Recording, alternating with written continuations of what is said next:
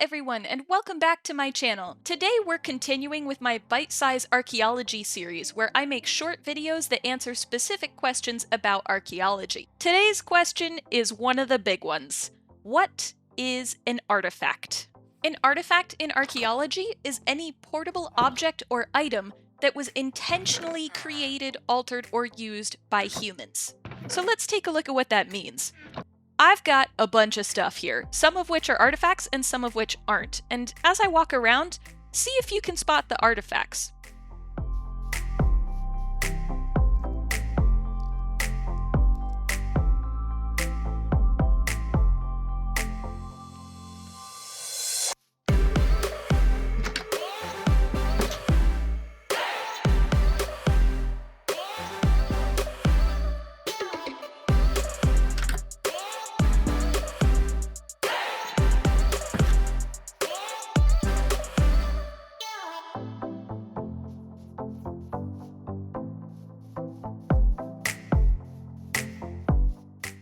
Think you got it? Okay, so let's start narrowing things down based on our definition from earlier. First, an artifact is portable. That means you can move it, or at least you and some friends in case it's a bit too heavy for you to move on your own. That means that anything we can't move without disassembling it generally isn't considered an artifact. So these flower pots, my pickaxe, these candles, and even this TNT are all potential artifacts because we can move them. But this well, this house over here, this stone pillar, or even the fence that I've used to keep the villagers out of here aren't movable without us needing to take them apart. So we can safely say those are not artifacts. The second thing we look for when trying to decide if something is an artifact is if a person intentionally interacted with that thing. If we look at something like my pickaxe, an object like this doesn't just happen out of the blue. I had to get the wood to make the sticks, I had to use my wooden pickaxe to get stone, my stone pickaxe to get iron, and my iron pickaxe to get diamonds. I then had to go to the crafting table to make my diamond pickaxe. So there are a lot of steps that I needed to decide to do for my pickaxe to exist, and it's not even enchanted yet. But what about something like these bones? Or these flowers? The bones are just a result of me defending myself against skeletons and kind of unintentionally picking them up as I ran through the woods. If I don't use them in some other way, like taming a wolf, then I never intentionally used them or even intentionally picked them up, so they aren't really artifacts. The same is true for the dandelions growing around here. I didn't plant the dandelions, and I haven't used them intentionally at all. They're here, and they're also important archaeologically, but they aren't an artifact because I haven't intentionally used them. But if I pick them and make them into a decoration with one of my flower pots or turn them into some dye, that's when they become an artifact. The third part of our definition is something that is created, altered, or used. That means that I need to have made the object, or at least some part of it, like with my pickaxe. On the other hand, we can alter or change the object for it to be an artifact. So if I find some pumpkins out in a wild pumpkin patch, and then decide to carve them into jack-o'-lanterns, they become an artifact. I didn't make the pumpkins, and I didn't move them, but I changed them intentionally, so they are artifacts. And the final part of this piece is that the object is used. So going back to these bones that ended up in my inventory, I didn't make them, and I didn't change them. If I defeated the skeleton and left the bones on the ground, then they're not artifacts. But if I pick them up and then use those bones to tame a wolf, then they would become artifacts. Okay, so we've talked about things being movable, we've talked about intention, and we've talked about things being created, altered, or used. But there is one more part to this definition, and that is by humans. An elephant using a stick to scratch their back is certainly interesting and important in biology, but that stick isn't an archaeological artifact because while it's portable and was intentionally used, it wasn't a human who used it. In Minecraft, some good examples of this are the tridents thrown by drowned, the bows used by skeletons, the swords used by wither skeletons, or even the blocks that are moved by endermen.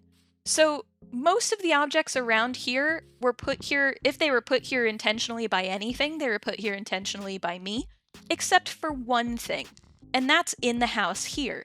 Generally speaking, people don't intentionally put cobwebs in their houses. Now, it is a little bit different in Minecraft if you're decorating, but generally speaking, cobwebs or spider webs come from, the spiders that are around your house. So even though these were created and placed here intentionally, it was intentional on the part of the spider. I didn't do anything here, so these cobwebs don't count as an artifact, archaeologically speaking. So that is the definition of an artifact. Any portable object or item that was intentionally created, altered, or used by humans. So looking back at what we've got in this fenced-in area, what are the artifacts here? Well, starting with my inventory, everything here is artifacts except for the bones. I intentionally picked up everything else there, and it's all portable.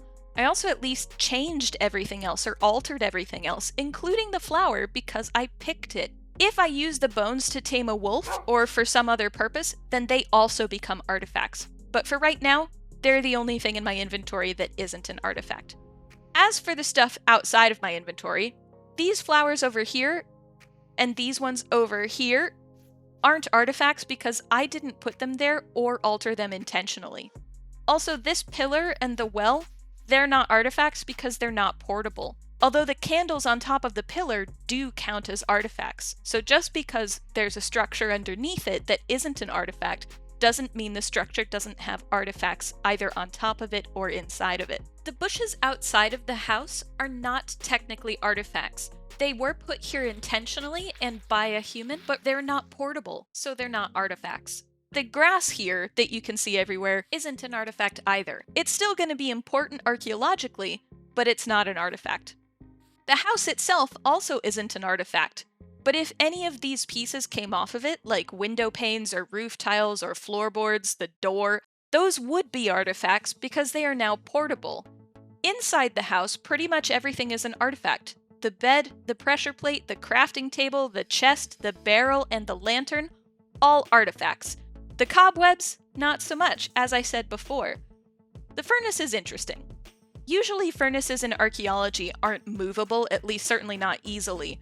But in Minecraft, they actually are portable. So technically all vanilla furnaces are artifacts within vanilla Minecraft. Once you get into mods, some of those furnaces, not so much, but these ones within the realm of Minecraft definitely are.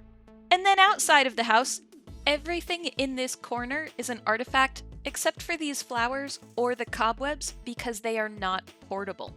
The cake, the candles, the TNT, the loom, the cauldron, the armor stand it's on, everything except for the flowers and the cobwebs are artifacts. Now, there is a lot more to talk about with different types of artifacts, what they are, and how we can use them to understand the past, but we'll dive into those in future episodes.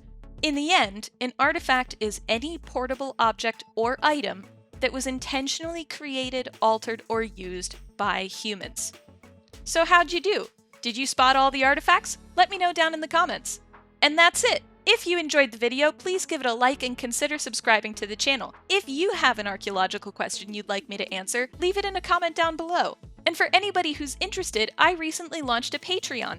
Patrons get access to the schematics for my Minecraft builds along with things like digital site reports with more information about the site, patron-only live streams, and monthly Q&As. If that sounds like something you're interested in, or you'd just like to support the channel, check out the link in the description box below. And thank you especially to all of my current patrons. Without your support, I wouldn't be able to make these videos, so thank you very much for supporting the channel. That's all from me for today. Thank you all for tuning in, and I hope you have a great rest of your day. Bye!